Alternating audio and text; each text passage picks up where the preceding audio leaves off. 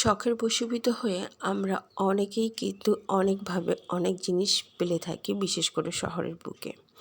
আসলে শহরের বুকে ওভাবে কিছু কিন্তু করা যায় না। তারপরও আজকাল মানুষ অনেক কিছু করছে। ছাদে বাগান করছে, মুরগির খামার করছে, হাঁসের খামার করছে, কোয়েল পাখির খামার করছে। যে যেভাবে পারছে সেভাবে করে একটু টুকিটাকি করে ওভাবে করে নিজের শখের চাহিদাগুলো পূরণ করছে।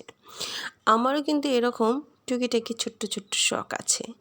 তা বাবুর জন্য আ এরকম করে ছোট্ট, ছোট্ট ৪ টা মুরগির বাচ্চা কিনে নিয়েছিলাম। এর আগেও কিন্তু আমি এরকম বেশ কিছু মুরগি পেলেছি বাড়ির ছাদে এবং মাশাআল্লাহ সেগুলো অনেক বড় হয়েছে এবং বেশ যথেষ্ট বড় হয়েছে। এগুলো কিন্তু আসলে কক মুরগির বাচ্চা।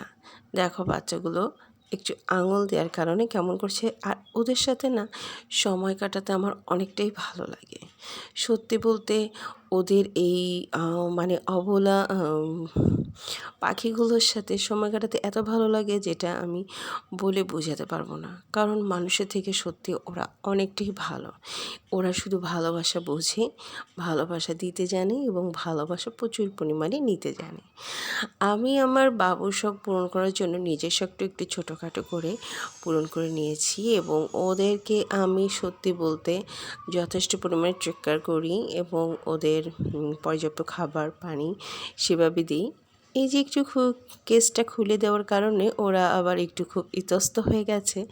আসলে ওদের এই মিষ্টি, মিষ্টি মুখে দুষ্টু, দুষ্টু চাহনিগুলো সত্যি অনেকটাই ভালো লাগে এবং আসলে কি বলবো যে ছোট যে কোনো জিনিসই সত্যি অনেক সুন্দর হয়ে থাকে। সেটা যে কোনো জিনিসই হোক না কেন, ছোট থাকতে প্রত্যেকটা জিনিসেরই কিন্তু একটা সৌন্দর্য অন্যরকম। আমি ওদের সাথে সময় কাটাই যখন আমি ফ্রি টাইম পাই, তখন আমি ওদের সাথে সময় কাটাই। হাত দিয়ে আলতো করে আমি একটা, একটা করে ওদেরকে একটু ছেড়ে দিলাম। তা আমি এগুলো শহর থেকে মানে শহরের বাসা থেকে গ্রামে নিয়ে আসছি। কারণ গ্রামে ওদের ওইখানটা বেশ ভালো লাগবে এবং ওরা সেভাবে করে ঘুরতে ফিরতে পারবে, একটু স্পেস পাবে। কারণ ওদেরকেও যখন বড় হবে, বড় হওয়ার সাথে, সাথে ওদেরও কিন্তু সেভাবে করে ওদের একটু জায়গা বাড়বে, একটু সেভাবে করে ওদের জায়গা দিতে হবে।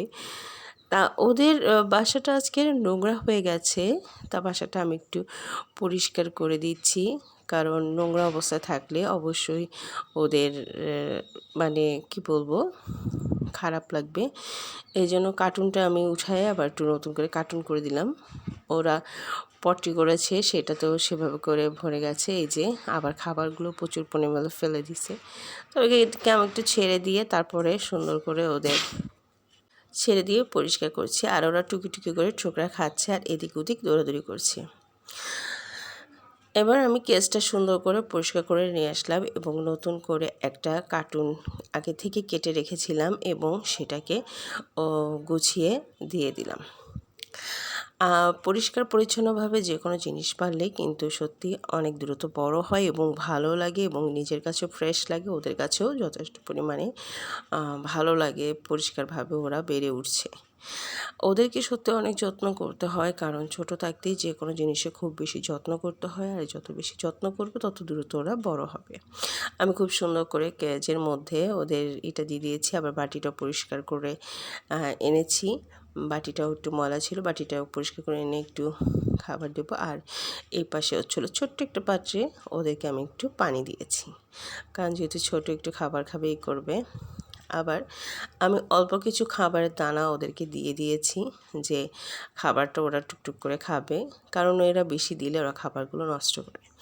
এবার আলতো করে আমি ওদেরকে ধরে, এই যে দেখো মাশাআল্লাহ, ধরে আবার উঠাই দিছি কেজের মধ্যে।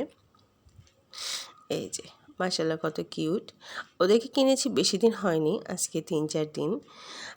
সত্যি ওদের কি বলবো, ওদের এই দুষ্টু মিষ্টি চাহনি, দুষ্টু মিষ্টি দুষ্টু দুষ্টু ই চলাফেরা, দুষ্টুমি সত্যিই ভালো লাগে।